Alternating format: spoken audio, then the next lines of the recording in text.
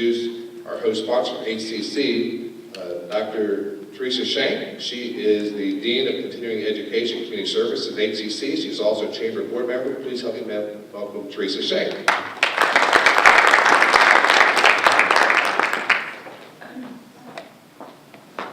First of all, I should ask for a pay raise because Paul just made me a doctor. That's very exciting. Please don't ask me for any medical advice because I really don't have that degree. So just a disclaimer there. Well, welcome and thank you for coming this morning. HCC is very excited to be sponsoring this Eggs and Issues. A lot of really good things are happening over at the college right now. As you know, last year we celebrated our 70th anniversary, and we continue to move forward being a workforce and economic driver in the county. We are going through a little bit of a transition period right now. We are under search for a new president. This will be the 4th president in our 70th year tenure. So we're very excited about that, and we're getting a lot of input from the community about directions we want to move in. We also have a number of projects going on the campus. We're seeing enrollment grow. We are still continuing to add to our middle college. That's juniors and seniors who are on campus full-time, pursuing both an associate's degree while getting their high school diploma. We have a large enrollment of our Essence programs. That's high school students who are coming out part-time.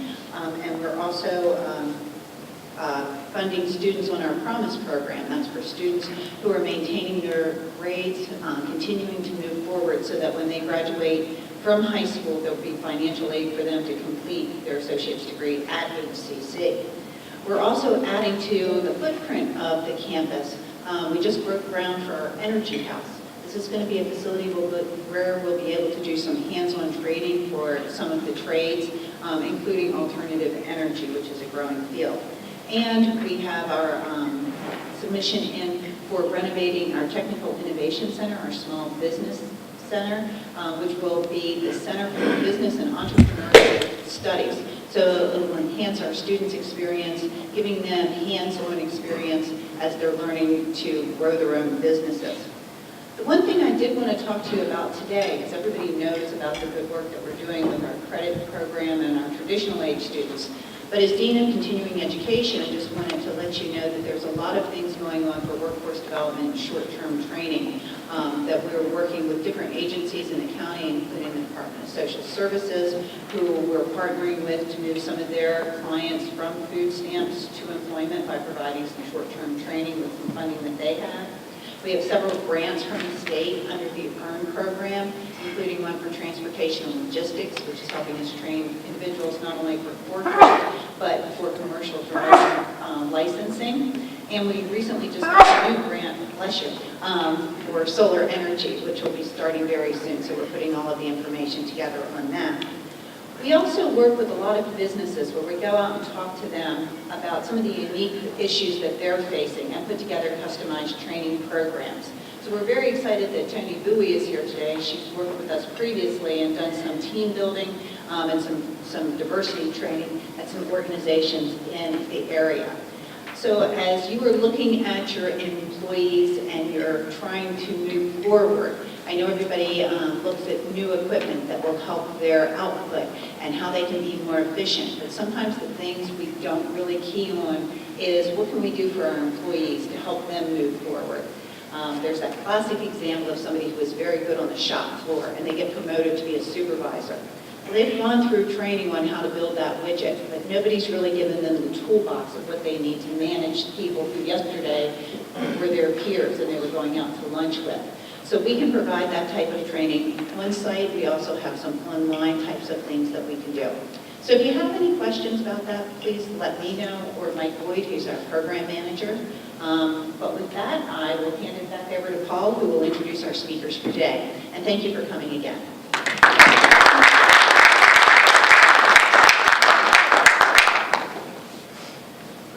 You know, Teresa, it's never too late to go back to school. I know. All right.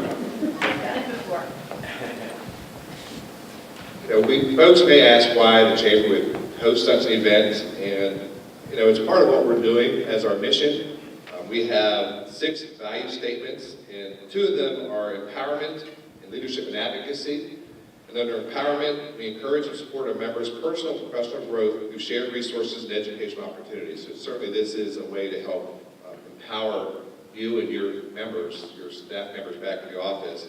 And leadership and advocacy, this really is a leadership issue, in my opinion. And so we're dedicated to the growth and success of our business community and the local economy, who advocate for business policies while protecting our vital resources. And there's no more vital resource than our staff and our people in our offices. And so that's why we're doing this program. And our first presenter is Tony Bowie. She's a partner with Max Life LLC, a corporate training and coaching company that focuses on the vital topics of diversity and inclusion, domestic violence in the workplace, and sexual harassment prevention. Tony holds an MS in psychology, a BA in communications. She holds a certification in organizational development, and she is a certified personal coach and diversity executive. Please help me welcome Tony.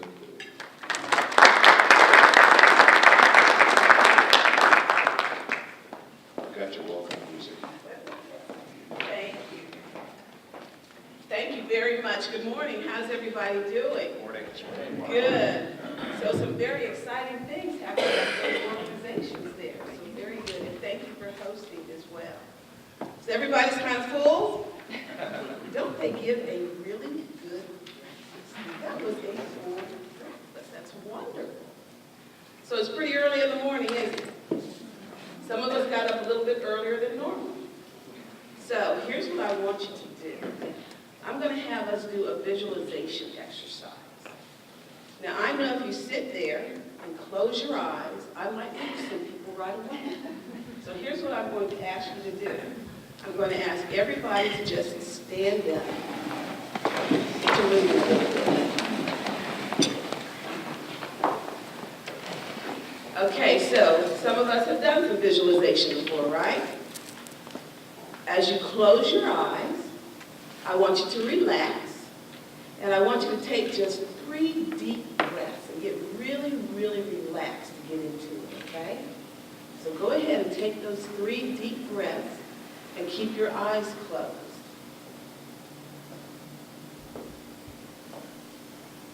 You're there with me. I want you to imagine a work environment where all communication and interactions are conducted in a civil and respectful manner. So just imagine that. Employees, co-workers, and customers are treated respectfully on a consistent basis. And that's actually the culture of your organization. There is no room for harassment, discrimination, workplace violence, unethical or immoral actions. There's no gossiping, no power control moves, or any other disrespectful and potentially illegal behaviors. So keep your eyes closed and keep imagining that type of work environment. How does it feel? How much potential could actually be maximized? Wouldn't it be exciting to go to work every day and work as much as you do? And wouldn't you be wanting to give more than that 100% in an environment like that? So just think about that for another minute. And then, when I count to 3, I want you to just blink and open your eyes. And then I'm going to bring you back to reality. So 1, 2, 3. So open your eyes. And now you can have a seat. And unfortunately, I had to say, bring you back to reality. Because most of our workplaces are not as we just imagined. Some perhaps are, and I'm so happy if they are, but most of them are not. Our workplaces are actually a representation of society at large. There have been different studies, different polls taken, and the outcome of those polls has been that we're not getting better, but we're actually getting a little bit worse at our civil interactions with one another. There was another study and another poll, lots of them are out there, and they polled individuals, and 80% of those people polled said that disrespect is a very serious problem, and that is also getting worse. I think it was the same study, same poll, and they found out that leaders in organizations spend roughly about 13% of their time managing conflict and disruptions with employees. That's a lot of time, isn't it? And that's a far cry from the workplaces that we just imagined. Most of us here, at some point, no matter where it's been in the last 60 days or so, we've been watching the news, right? And in the news, we have been hearing a lot about sexual harassment, our topic today, and sexual misconduct. It is really, really taking over. And so that's where I really want to pick up a lot of our conversation here today. You have some handouts on your table, and I already warned people that the print is very, very small. So I just apologize for that ahead. I'm going to ask you to just squint with me a little bit, okay? So sexual harassment prevention in 2018. It's very different than what we've been, I can't leave this, can I? Yeah, you can pick up right. Okay, I can just pick it up? Yeah. Okay. I do a lot of walking. So sexual harassment is very different from what we have been doing quite a bit in the past. But one of the first slides on your printout, it gives the definition, actually the legal definition from the EEOC on harassment. And I want you to look at that for a minute, and I'm going to actually read it so we can see it, okay? Harassment is a form of employment discrimination, unwelcome conduct that is based on race, color, religion, sex, and yes, including pregnancy, national origin, age, 40 plus, disability, or genetic information. And again, that's from the EEOC. Now, when it comes to that definition, and even when it comes to harassment in general, there are many myths out there about that. And we're going to focus on at least 5 of those myths today. And in order to do that, I need some volunteers from the audience. Remember, I went around to each table and said, get ready for this, right? So I need 10 volunteers, maybe perhaps 1 from each table. Well, we got 9, no? Start coming up and we'll start counting, okay? From each table, who's going to come up? I promise, no black slips, no spins, no nothing like that, okay? I promise. And what I want you all to do is just do a straight line. Just a straight line right across. We have 10 up here, 2, 4, 6, 7. I need 3 more. 8. I need 2 more. Oh, that's a big table back there. Come on, somebody. Who else is going to come? Now, come on. Okay, while they're coming, I'm going to walk around, and will each of you just take one. Just take one. And you can just pass it down. I'm going to go right here. Okay? And we're just going to pass it down. And I'm going to actually have you come from behind. Well, okay, you're going to have to step up in just a minute. And so what each of you have, first of all, you have numbers up there. You see those numbers? Okay, those are kind of big, right? So at those numbers, then you either have a myth or a fact. So see which one you have. And I am going to call out myth number 1. As I call out each of the myths, if the person who has that, if you'll just take 2 steps forward and read very loud, I'll try to pass this around, but I'm going to be hopping. I don't know who has what, okay? Can we do that? You all understand what we're doing? And between each myth, I will actually have a little comment, and each of those comments will go along with your handout that you have. We have another mic here if you want. Oh, wonderful, thank you. So, who has myth number 1? And you all help me keep up with the counting, because I'm going to lose that, okay? Thank you, Ryan. Ryan, if you'll just, yeah, he did it just right, okay? Myth 1.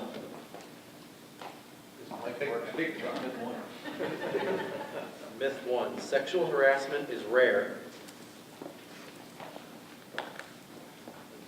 Yours was really short, wasn't it? You were happy about that, okay? You got the good strong. So, who has fact number 1? If you'll take 2 steps forward. Sexual harassment is extremely widespread. It touches the lives of 40 to 60% of working women and similar proportions of female students in colleges and universities. Sexual harassment also touches the lives of men. The percentage of sexual harassment cases filed by males in FY 2015 was 17.1% down from 17.8% in FY 2012. Women account for over 80% of harassment charges filed. Thank you very much, and I'll have you step back. So 40 to 60%, that is a huge number. And yes, it is not just women who are involved in sexual harassment claims. Also, men. We have to pay attention to that. It's not just one-sided. I want you to take a look at that second bullet, not second bullet, but the second slide that we have. And once again, if you've been listening to the news, you've been hearing a lot about hashtag #MeToo. Hashtag #MeToo was started back in October. And it was started by a young actress. And if you can see the print under #MeToo, I'm going to actually read it for you, because a lot of us have not heard this part of it. If all the women who have been sexually harassed or assaulted wrote "Me Too" as a status, we might give people a sense of the magnitude of the problem. And in that same month that it was started, the Boston Globe reported that millions of women had posted their stories. Millions. It's not a small issue. It's not a small problem. It's coming out today more and more, but it's been going on for a very long time. And also, Time's Up has come out. And Time's Up has said, time's up on silence, time's up on waiting, time's up on tolerating discrimination, harassment, and abuse. And I have to say, it's going to get wider. So far, we have just been seeing primarily cases of well-known individuals, but it's throughout every single industry that we have. The EEOC has also said that their website has been filled 4 times more with requests for information about sexual harassment than the same time last year. Thank you. Okay, so now we're going to go to the next myth. We're on number 2, right? The seriousness of sexual harassment has been exaggerated. Most so-called sexual harassment is really trivial and harmless flirtation. Thank you. Who has fact number 2? Fact. Sexual harassment can be devastating. Studies indicate that most harassment has nothing to do with flirtation or sincere sexual or social interest. Rather, it is offensive, often frightening and insulting to victims.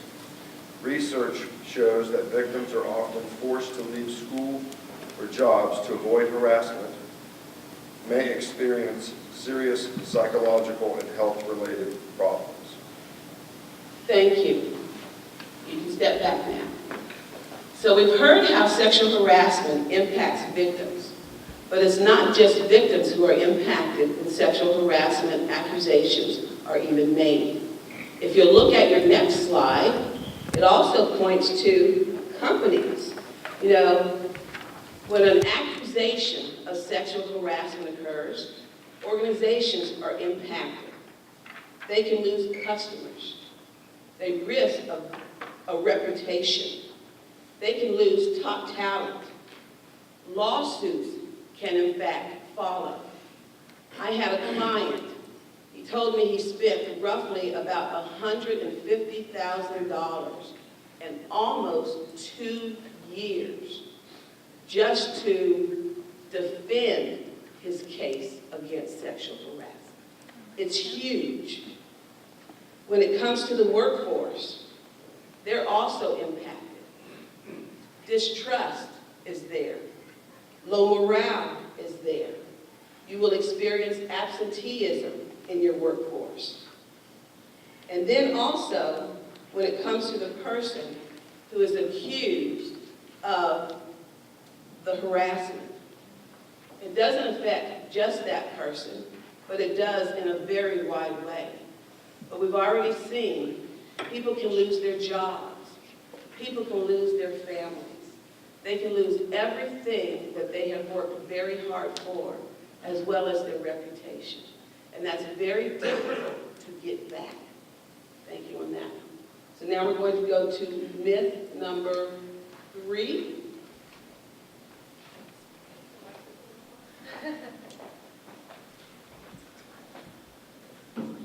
Many women make up and report stories of sexual harassment to get back at their employers or others who have angered them. And fact number 3. Research shows that less than 1% of complaints are false. Women rarely file false complaints. Women and men rarely file complaints, even when they are justified in doing so. Thank you, step back. On your next slide, you have forms of harassment. There are so many different types of harassment. Harassment can be verbal, it can be physical, it can be visual, it can be nonverbal, it can even be today texting. We've heard stories about all of these different things. It's big. It encompasses a very large variety of happenings. Who has the next myth? I think we are on 4. Okay. Women who are sexually harassed generally provoke harassment by the way they look, dress, and behave. And who has fact? That would be me. Okay. Fact, harassment does not occur because women dress provocatively or initiate sexual activity in the hope of getting promoted and advancing their careers. Studies have found that victims of sexual harassment vary in physical appearance, type of dress, age, and behavior. Thank you. You can step back. So your next slide says why. It is not about how a person looks. It's not about how a person is dressed, but it's really about power. That's what harassment is all about. And I have to say something about power, because sometimes we go to think that we're pointing to people who are in powerful positions. That's included, but that's not the only type of power. It also may involve a person who, in many areas of their life, feel powerless. And so to exert some type of power, this might be how they do it. But it's really all about power, and I will even add to that control. Thank you very much. Did you get all the myths and the facts? Got it? Number 5, yeah. Thank you. Number 5, who has the last one? If you ignore harassment, it will go away. Thank you. Come on here. Fact, it will not go away. Research has shown that simply ignoring the behavior is ineffective. Harassers generally will not stop on their own. Ignoring such behavior may even be seen as an agreement or encouragement. Thank you very much. Step back. So, ignoring it and it will go away. That's actually been one of the ways that many organizations have handled it. It does not go away. There are some specific things that you can do within your organization to help control this if that's happening. And if you'll look at your last slide there, cultivate respect, conquer hostility, and harassment.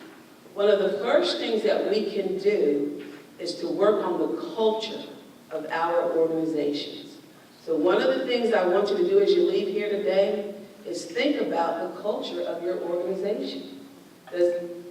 What is it all about? Another thing we can do, it comes to that, sexual harassment policy. We've got to develop as much of a comprehensive policy as possible. And as we go back and even look at our policies, we've got to pay attention to what's happening today. We've got to pay attention to the Me Too issues. And you know, we gave a definition of the illegal harassment according to the EEOC, but you can add more to your policy. You can add different behaviors that are acceptable, not acceptable, what you will tolerate and what you will not tolerate. And last but not least, educate, educate, educate, train, train, train. A lot of our education and training is done online, isn't it? And I know that I have talked to a lot of people. I'm actually one of those people. Every once in a while, if I take a training, and I've had that training before, I might say something like, oh, here we go again, the same thing, the exact same thing. We don't want that. We tune out when that happens. You want training and education that is engaging, there's conversation, people can share, people can ask questions. That's something that is different that the EEOC and even the the human resource organizations are really pushing that today. That's how we get to make this change. Those are just 3 ways. There are numerous other ways, but those are some good 3 ways, okay? Thank you very much. I appreciate all that you've done. Couldn't have done it without you. Have your seat. Oh, you know what? Thank you. And if you will just flip those right there, I would appreciate that very much. And with that being said, I believe my time is about up, isn't it? I'm going to turn it back over to Paul. Thank you all. Let's give Tony a round of applause. Thank you, Tony. And thank you to our volunteers to help dispel some of the myths that are out there. And thank you for the education, giving us the facts, Tony. We appreciate that. And I know Tony and Doug, we're going to take some questions after Doug finishes, but they'll be around a little bit afterwards as well if you'd like to speak with them. It's now my pleasure to introduce our next presenter, Doug DeSamaris. His practice, Smith & Downey, PA, deals with all aspects of labor and employee relations. He has extensive experience in representing clients before the Equal Employment Opportunity Commission, including claims involving sexual harassment and race, gender, religion, age, and disability discrimination and retaliation. His number of degrees, as you can imagine, being an attorney. He has a degree in LLM in labor law from Georgetown University School of Law. He has his JD from the University of Maryland School of Law, and he has an undergraduate BA from Brigham Young University. He's a member of Maryland and District of Columbia Bars. He's also editor and co-author of Model Jury Instructions for Employment Litigation. Please help me welcome Mr. Doug DeSamaris.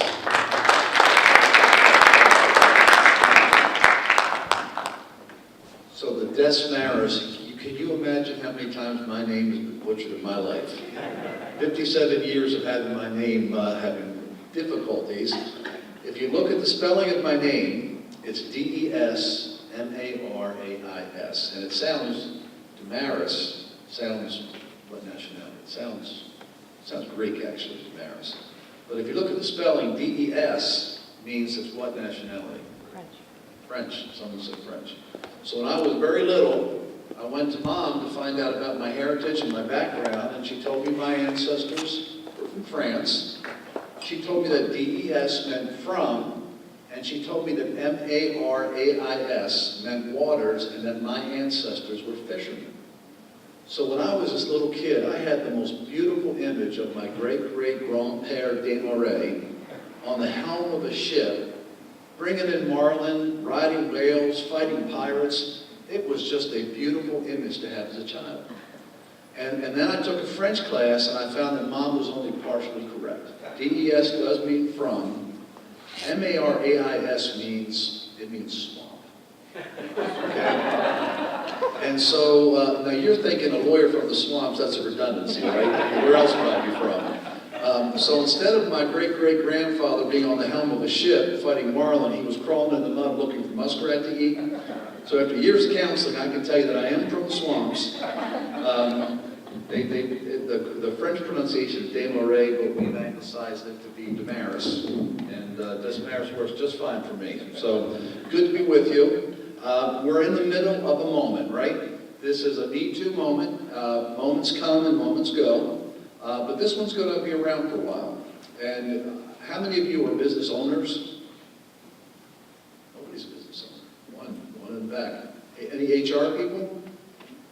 Okay, so if you have a single employee in Maryland, you have to be concerned about sexual harassment. EEOC governs employers that have 15 or more employees, and Maryland has a state counterpart. There's a wrongful discharge law in Maryland, that's common law, where if you have one employee, you can be sued for wrongfully discharging someone because of them not being happy about sexual harassment.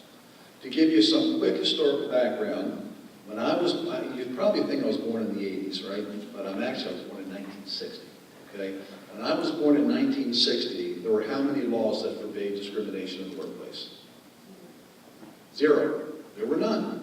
And that meant if my grandmother wanted to work in a certain profession, they'd say, sorry, sweetheart, this is the man's only job, and she could do nothing about it. If my 57-year-old self wanted to get a job, and they sorry, old timer, this is for young folks, I still feel like a young folk, but if someone said that, I could do nothing about it. This is a whites only job, nothing about it. This is a Protestant only job, nothing you could do about it. And that changed in 1964. Congress enacted Title VII of the Civil Rights Act of 1964, protected 5 areas: race, color, religion, national origin, and sex.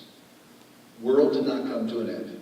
And in fact, for the first time, you had this brilliant work pool that had not been given opportunities that were now allowed to freely become a part of the stream of commerce. Good things happened. Congress became empowered by this, and 3 years later, they enacted the Age Discrimination and Employment Act, which protects people over the age of 40. And then in 1991, Congress got really ambitious, and they enacted the American with Disabilities Act, which forbids discrimination on the basis of disability, but also requires employers to accommodate people with a disability. And that was a sea change. That's actually the end of federal protections as it relates to private employers. There are protections that relate to government contractors that have some additional protections. But states and local governments have also expanded the area of what are called protected classifications. Maryland also includes as a protected class sexual orientation and gender identity or expression. And those protections in Maryland are just as strong as race, color, religion, national origin, and sex. So when you start to examine whether you are an equal employment opportunity employer, you're going to ask yourself, are all those protected classes fully covered? And if they're not, you can be sued by anyone who is deprived of employment opportunity because of one of those factors, okay? That's called discrimination. Harassment is a subset of discrimination, okay? It's a form of discrimination that involves making someone's life uncomfortable. And as you approach your workforce, one of the challenges in this Me Too moment is to help them understand what is harassment and what is not harassment. I am the father of 5 children. I have now been accused by all of them of harassment. Last year when I gave my presentation, I said that only 4 of the 5 have accused me of harassment. The 5th is what is sometimes known as an oops baby. And an oops baby is when mom and dad temporarily forgot how babies were made. And then we rediscovered how babies were made. And so I have a 14-year-old in addition to my 31, my 29, my 26, my 2-year-old, okay, who looks to be confused sometimes, wondering where dad is, but it's me, okay? So I've been accused by all of them of harassment, and it has been something like this. My son, who's a very good basketball player, but not always a good student. Ethan, if you don't do your homework and you don't get your grades up, you're not playing on the team this year. Mom, that's not fair, Dad's harassing me. Emily, unless you go out there and cut the lawn, you're not going out with your friends this weekend. That's unfair, that's harassment. And that's not harassment, that is parenting, okay? There is nothing in the Me Too moment that stops an employer from requiring excellence from employees. And so, if the two of us walk in late, and you're our supervisor, and you say to both of us, you're late again, if you come in late, you're both going to lose your jobs. And you walk away, we can't look at each other and say, can you believe this harassment? She's not harassing us, she is supervising, okay? If, on the other hand, you and I come in 15 minutes late, and she sees you first, she says, how was your weekend? It was a great weekend. How was the party? It was a great party. And I said, I went to a party too. She says, not another word of you. You're late, you're lucky you don't get fired.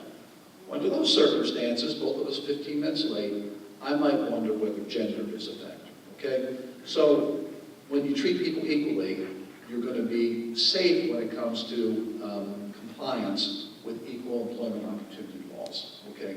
So why is there so much talk about sexual harassment as opposed to all the other forms of harassment that are just as illegal? Race harassment, national origin harassment, religion harassment, they're just as protected as sex harassment. One of the challenges is there's never an acceptable way to be unkind to someone because of their race or their religion or their national origin. On the other hand, the very things that we do to build romantic relationships outside of the workplace can be illegal in the workplace. Okay? I've been married for 33 years, and when I first met my wife, we were in college, I wanted to know where her classes were because I wanted to get to know her.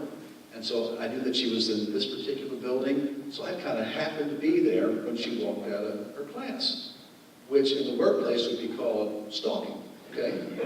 But outside the workplace, it enabled me to get to know her, okay? When I wanted to let her know that I had feelings towards her, I told her that she was beautiful, and she still is all these years later, 3 grandkids later. I told her that I liked being around her. I'd give her flowers, I'd give her candy, play the guitar, I'd write these sappy love songs to her, and I'd sing to her. And for whatever reason, she fell in love with me. She didn't know what I was going to look like 33 years later, but you know, that's okay. And so here we are, happily ever after, a nice story, okay?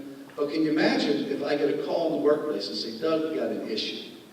There's this guy who's brought his guitar into work, and he's sitting outside this person, and she gets out of meetings, and he's singing love songs to her. That would be harassment, right? So there are 3 kinds of harassment. The first kind is the kind we're reading about right now, which is quid pro quo harassment. Unless you sleep with me, you're not going to have an opportunity. That's evil, right? That's evil. That's so easy to recognize as something that's illegal.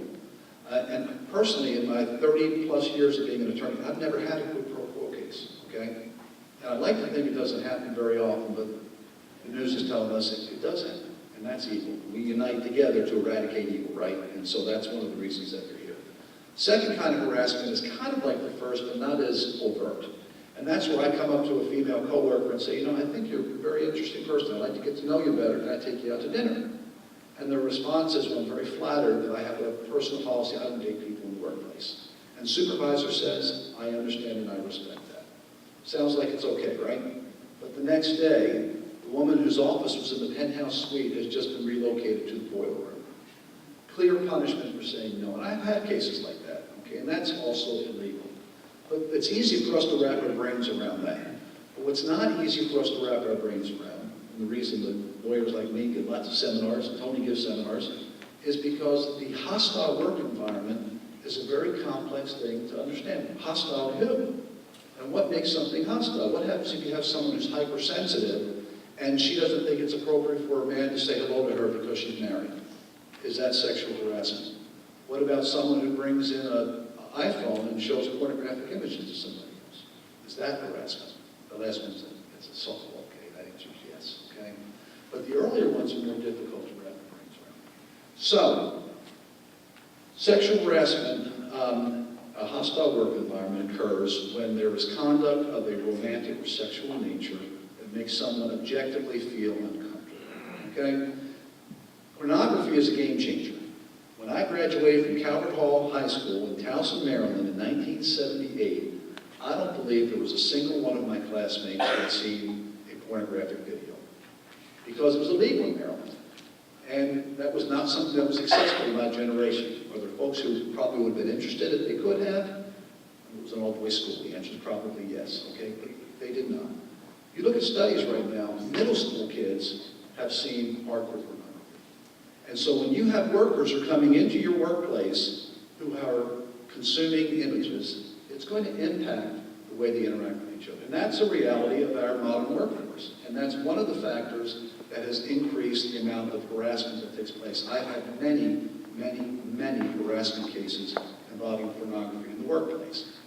For those of you that are in businesses, if you were to do a silent audit of the activity of your workers during the day, you're going to find there are folks going to www.imanaughtyboy.com.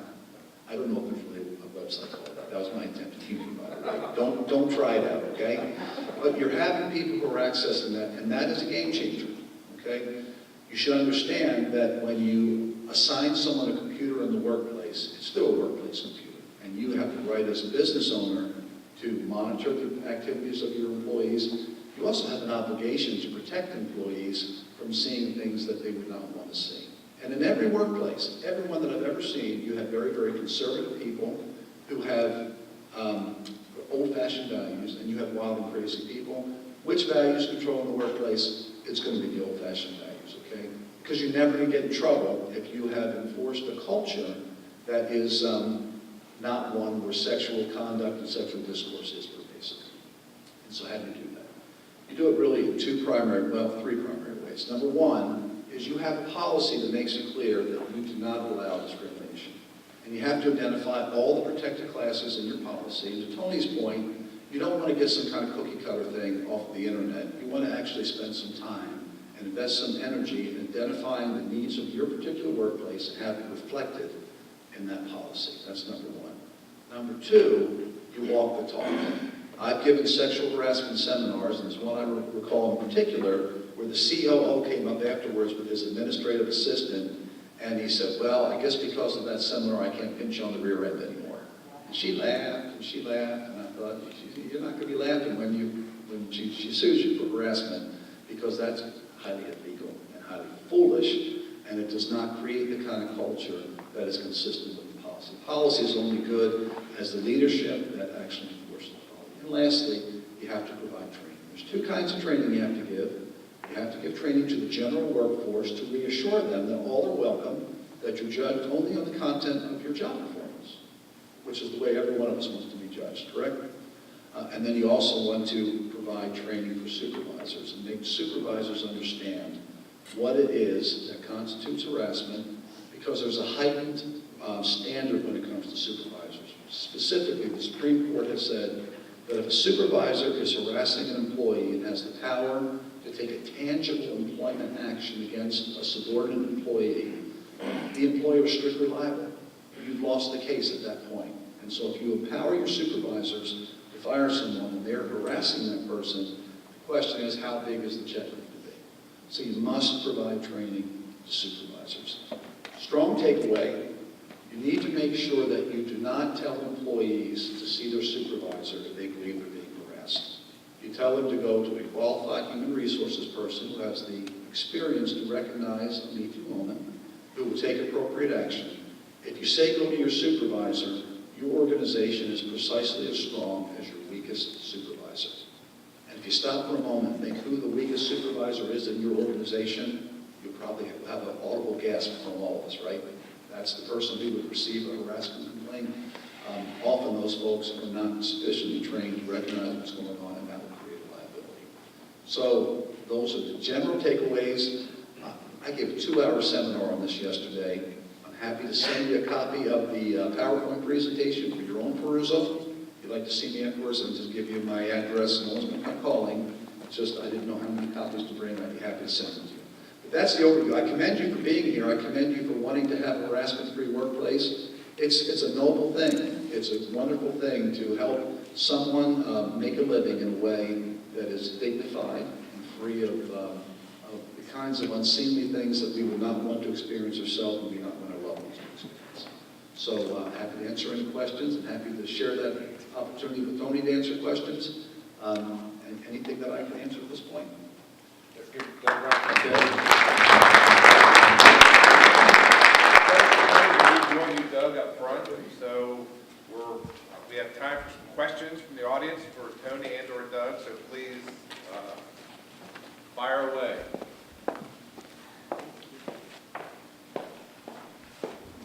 I have a question. What do you do if you're a small company and the supervisor is the owner of the company and there's no other supervisor, you have 3 employees? How might you handle that as go to your supervisor if there's a problem? I'll give you the quick legal answer, and I'll let Tony give some good dynamic, practical answers. The legal answer is, okay, if you only have 3 employees, there is no out, okay? You can find someone who's an outside consultant to receive a complaint, but if you are such a small organization, the supervisor / owner is going to be responsible for his or her conduct, and they're going to have to be mindful that the laws that apply to people who have 15 or more employees apply to them by way of wrongful discharge. So if I work for Tony and we have 2 co-workers and there's an organization of 4 people and I'm fired because of some reason that I believe to be illegal, I'm not going to go to the EEOC because the EEOC will not receive my complaint because they're not 15 employees, but I can go to a circuit court and I can file a wrongful discharge claim. And I can say, I was discharged because of my gender. And there's a public policy in Maryland that says we don't discriminate on the basis of gender, and therefore I sue Tony. And here's the cruel reality of that question.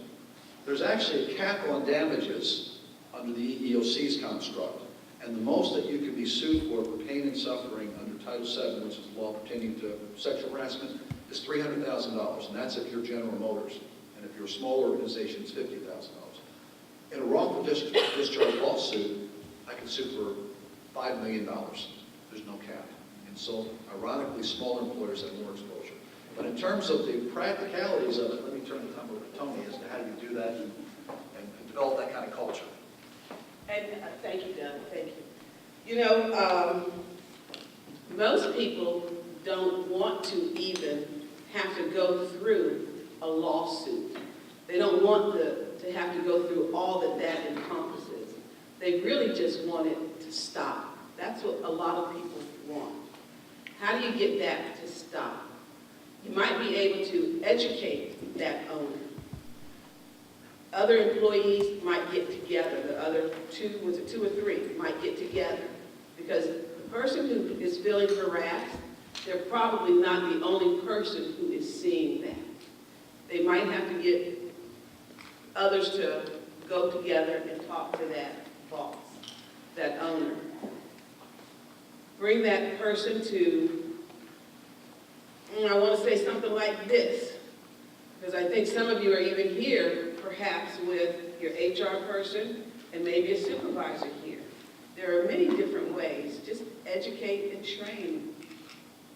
That's about it. There you go. So one thing that I would encourage you to monitor, you don't want a workplace to be so dry that people don't laugh together. Okay, humor is a beautiful thing. It's what makes us connect. We both tried to say things that are funny. Tony's been funnier than I am, but I've tried. I get an A for effort, okay? You want to connect with people, and humor is a beautiful thing. I would not allow a single sex joke in your workplace, though. In the middle of a Me Too moment, I would not allow people to objectify their coworkers. I would not allow leering in my workplace. You can still have a really good time and laugh about lots of stuff, but I would not be talking about sex in the workplace. And if you are a supervisor or an owner of a business, you're the leaders. You set by example. I have one client out in West Hollywood, California, and their job is to minimize the transmission of HIV among the gay and transgender prostitute population of West Hollywood. And when I go out and give training to them every 2 years, as we're required to do in California, I say, you're the only client I have that you're supposed to talk about sex. Make sure you talk about sex, because if not, you're going to lose your government funding. You have to talk about sex, okay? But you're probably not them, right? And so it is something to be vigilant about. If you have people who are saying, you know, check out someone's dress or someone's pants, we're a professional workplace, that's not how we run. And also be mindful, and Tony referenced this, social media counts as your workplace, okay? If you have 9 to 5 employees, when they go home and they're texting each other or they're writing something on Facebook that's transmitted to coworkers, that is a workplace event in terms of liability under Title VII. And so if you have someone who's making crude, lewd, or racist comments outside the workplace and social media, people don't forget it when they come to work next day. That's your problem. And you're going to have to be prepared to protect employees from the repercussions of that kind of activity. Can I add to that too? I'm so glad that you're talking about the different behaviors of sexual harassment. When I have given different workshops, particularly here's one of the main questions that will come up. Well, what about a massage? You know, I'm tired, my back has been tired, I don't know why this one comes up, but it comes up a lot. So, one of the things I say is, if you would not do it, and your significant other or your spouse was standing right there next to you, if you're not going to do it then, it's probably a good idea not to ever do it. That's one of those little questions that you can ask yourself before you do anything. Another little thing that I think is important, in the workplace, everyone is someone's father, here are different hats that we wear. Someone's father, someone's mother, someone's daughter, someone's grandmother, someone's brother, someone's sister, whoever I've left out. But they're members of someone's family. And we love our family members, hopefully. So think about having a little frame. A little frame, and there might be someone that you would never, ever, ever want to disappoint. Maybe your grandmother is the picture that you have right now. If whatever you're going to do, she might think it's not a good thing to do, and it might disappoint her or that person, don't do it. That's another good question or way to gauge your behavior in the workplace. So think about all these people, they belong to somebody else. They're very precious to someone else. And you wouldn't want that to happen also to the people you care and love also. Question here. These things that are in the news, a lot of them are 10, 20, 30 years old. So what do you recommend for a communication tool to uncover these things while they're happening, as opposed to announcing them or to bring them forward when you really can't get the details? How do you manage this on an ongoing basis? What kind of communication do you recommend? Other than how to file a complaint, that's after it happens, but how do you uncover things so that you can take action immediately? What? Please. You might back up. Please, go ahead. I'm going to once again point to the culture of your organization. The culture of your organization and understanding that is critical when this happens. How safe is your workplace? How safe do people even feel about talking to HR or anyone else about what is happening? And it has to be ongoing.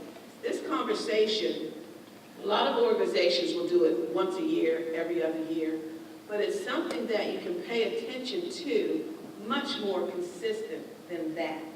Particularly with the news that's coming out, we know, well, even before the news, we knew it was happening. I think so many organizations are just, let's just say lucky.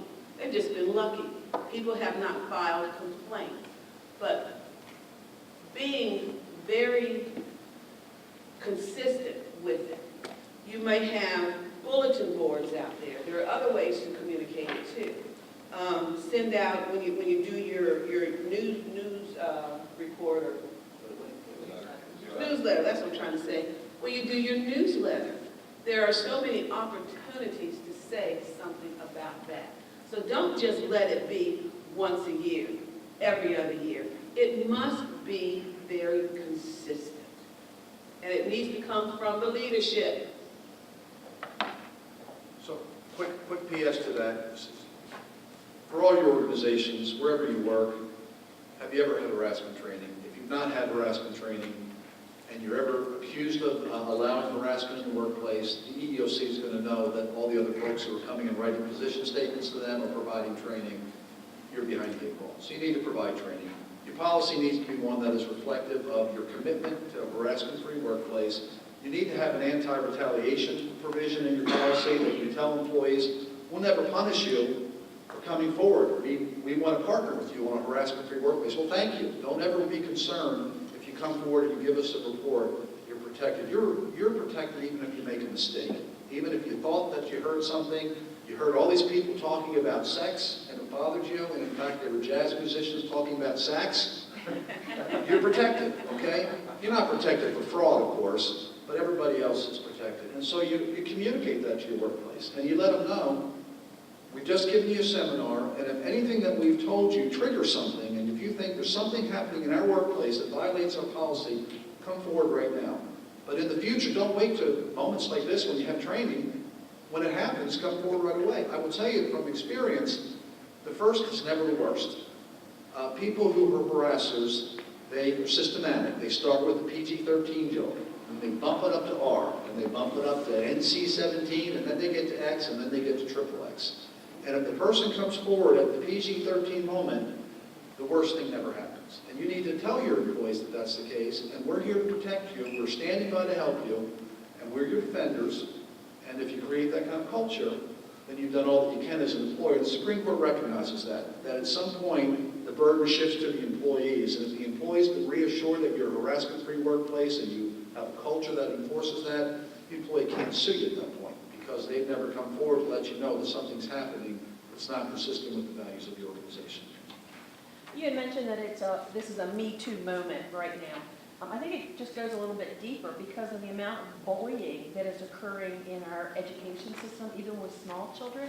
And I think it's more of a culture shift, and now we're drawing attention to it. Could you just share your opinions about like bullying campaigns and how that's going to affect workplace issues 20 years from now? I agree that harassment can be bullying, which goes back to what she said. It's not necessarily just the sexual aspect of it, but there is that discriminatory bullying that is going on. So there's a legal trend to deal with bullying. Technically, bullying by itself is not illegal, okay?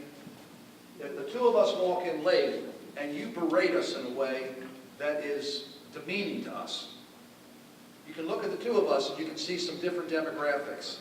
You are an EEO SOB, okay? And that is not illegal. It's bad management. And Tony and I are going to find another job. You're going to lose good employees, but that per se is not illegal. Bullying is a lousy culture, and I think you should work with folks to make sure you don't have bullying in your workplace. And I'm glad to see that bullying doesn't happen as much on the playgrounds as it did when I was a child, because I have grandkids now, and I don't want them to be bullied, and I certainly don't want them to be bullies. But that per se is not unlawful. You have to, it's when it's directed towards someone because of the race, color, religion, national origin, et cetera, then it becomes illegal. And I'll even add this to bullying. When you have young children and they are bullies and it's not handled, it's not paid attention to, their behavior is not changed, they grow up and they might become the supervisor of an organization, at least an employee of an organization. And if that has not been dealt with, well, little Tommy as a bully grows up to be big Tommy as a bully. And there you have it. So we've got to pay attention very early on. I'm sure you've given the same speech to your loved ones that I gave to my children. I hope that you're never bullied, but I tell you what, you're never going to be a bully. And I'm pleased to say, 5 for 5, I've never had a child who's bullied. And that's something culturally that we have to do that maybe is outside the workplace arena. That's right. That's where we have to encourage each other as human beings to kind of elevate the discourse in society. So, Yes, you have closing profound statement. No pressure, Tony. I was just going to say this. The way we really make changes is we have to start with ourselves. And so we have to make sure that we're doing everything that we can do to eradicate this. As we talk about bullying, if we are parents, like Doug was just saying, talk to your children. Know what your children are doing. And make sure, if we can, any kind of way, that we don't have bullies as children. We have to close. They'll be here a few minutes. Let's give Doug and Tony a round of applause.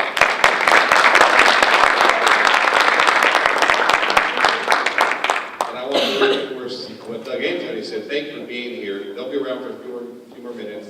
As I stated at the beginning, this is a leadership issue, and I think we can all, in our own families and workplaces, our own circles of influence, talk about this. This was a good discussion. And as Tony mentioned, it's just not once a year. And so let's work together as a community to address the harassment issues and be a better place to work and live. So thank you for being here. Give yourself a round of applause and have a good rest of the day.